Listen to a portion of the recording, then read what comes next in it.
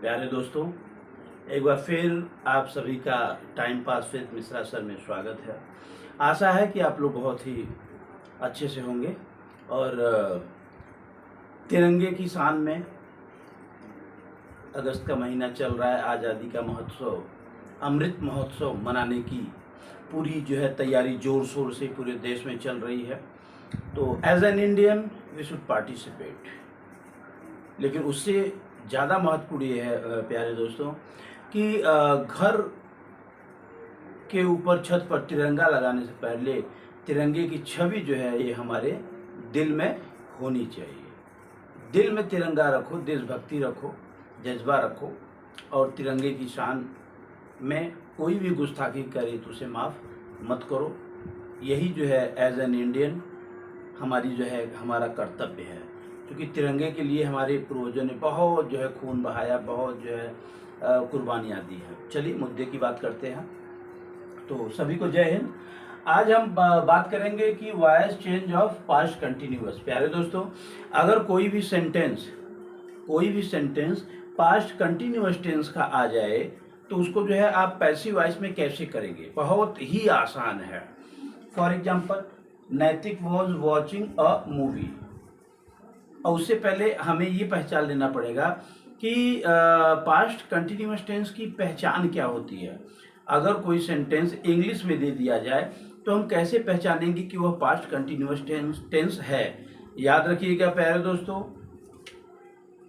या तो सेंटेंस में वॉज रहेगा या तो वर रहेगा, और वर्ब में आईएनजी जरूर रहेगा। तो यहाँ पे देखिए वॉज है और वर्ब में आईएनजी है, तो यह पास्ट कंटिन्यूअस टेंस ही होगा।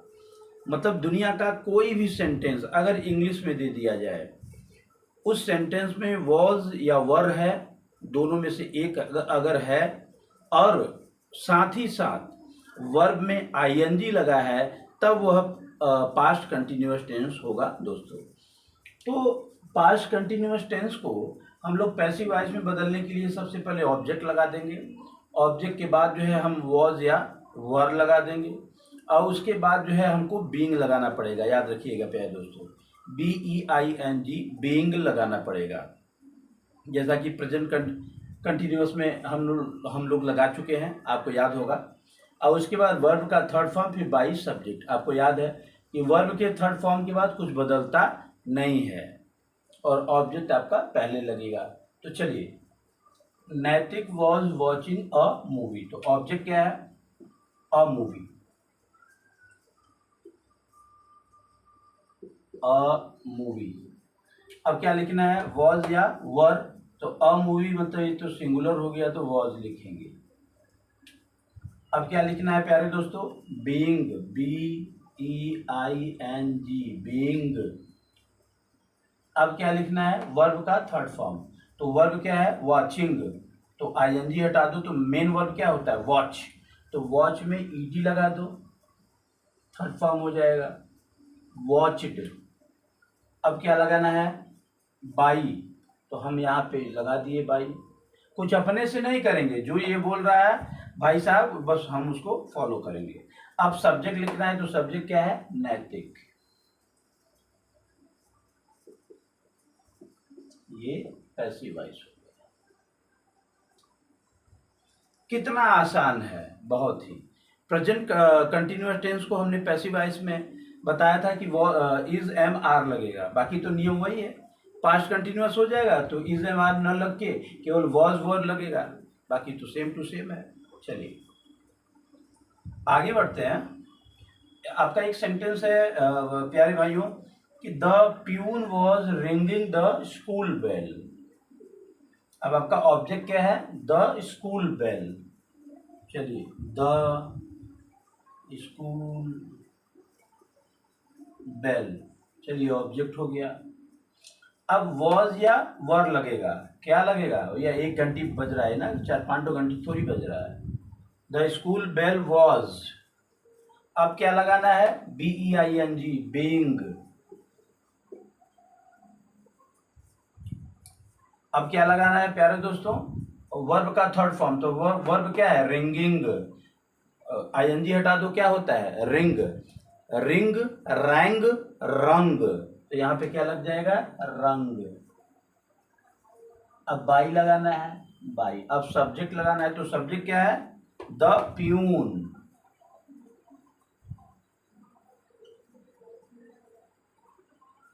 ये आपका पैसिव वॉइस हो गया।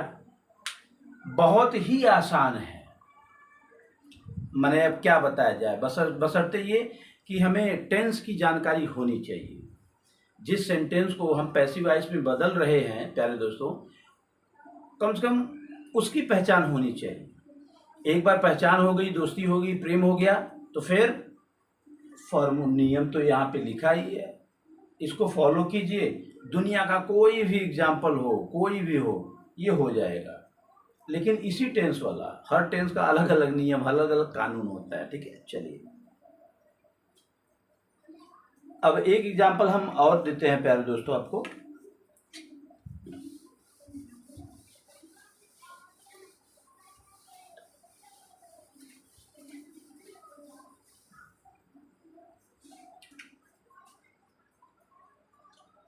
थ्री नंबर है, माई फादर वॉज एडवाइजिंग मी। ठीक है, चलिए अब इसका आंसर क्या होगा भाई, इसका पैसिव वॉइस में क्या होगा, ऑब्जेक्ट क्या है, मी। तो मी जब इधर आएगा तो क्या हो जाएगा, वेरी गुड, आई हो जाएगा। तो ऑब्जेक्ट तो हो गया, हमने आई लिख लिया। वॉज या वर क्या होगा, आज आई के साथ तो हमेशा वॉज ही लगता है। अब देखिए बीइंग लगाना है तो बीइंग लगा दीजिए। अब उसके बाद वर्ब का थर्ड फॉर्म लगाना है, तो वर्ब क्या है, एडवाइजिंग। आईएनजी हटा दो तो क्या हो गया, एडवाइज। ईडी लगा दो, एडवाइज्ड। अब क्या लगाना है प्यारे भाइयों, बाई, तो बाई लगा लो। अब क्या लगाना है, सब्जेक्ट। तो सब्जेक्ट क्या है, my father, by my father. ये आपका पैसिव वॉइस हो गया, आई was being advised by my father. चलिए आशा है प्यारे दोस्तों कि आपको अच्छे से समझ में आ रहा होगा, और इसमें ऐसा कुछ भी नहीं है कि जो मैंने हमें जो है समझने में बहुत ज़्यादा कठिनाई का सामना जो है करना पड़े, ऐसा कुछ भी नहीं है। चलिए एक सेंटेंस और लेते हैं।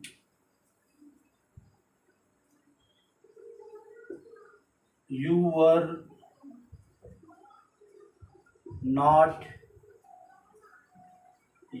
Not teaching him.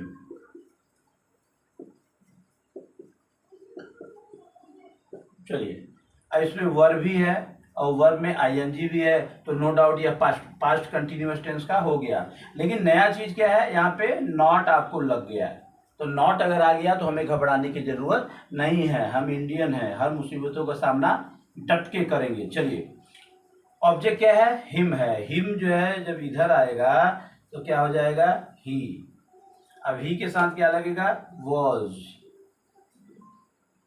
अब यहीं पे आपको नॉट लगा देना है, बीइंग के पहले आपको नॉट लगा देना है, अगर नॉट आ जाता है तो।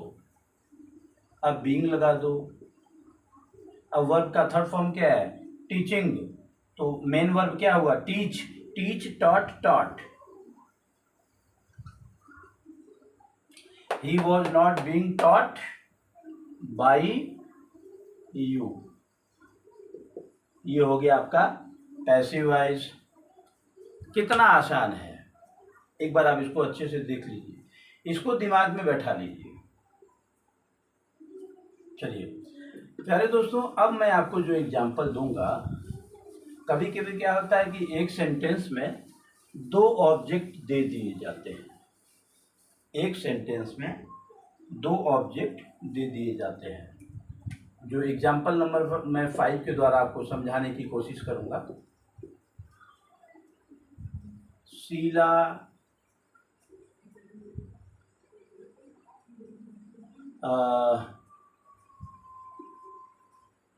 शीला was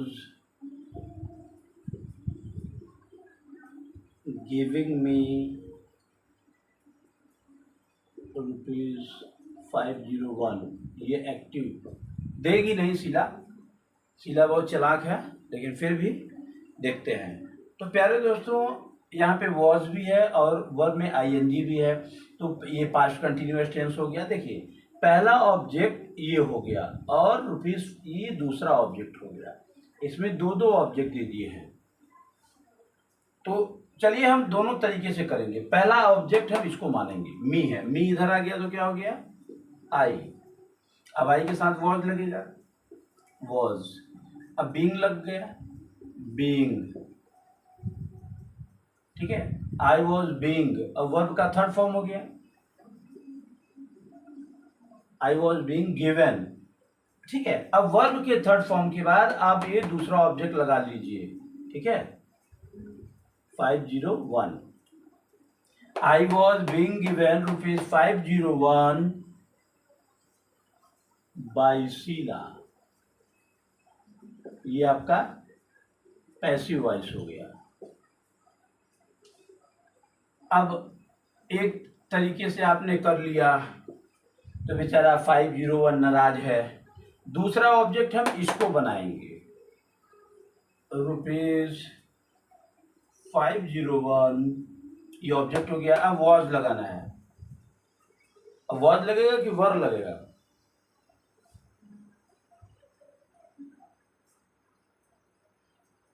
वर लगा दो क्योंकि ज्यादा है। अब बीइंग लगा दो,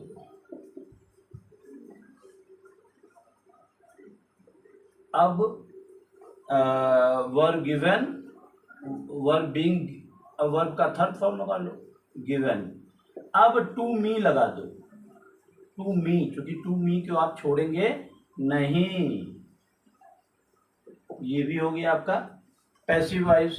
₹501 वर गिवन टू मी, ठीक है ना, ज़्यादा प्रॉपर, क्योंकि प्लूरल में इसको वॉज लिखो, वॉज गिवन टू मी, ठीक है।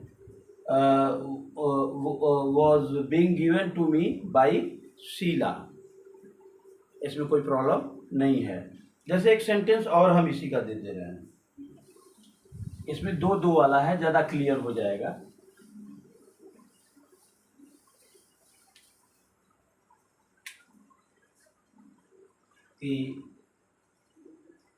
He taught me, he was teaching me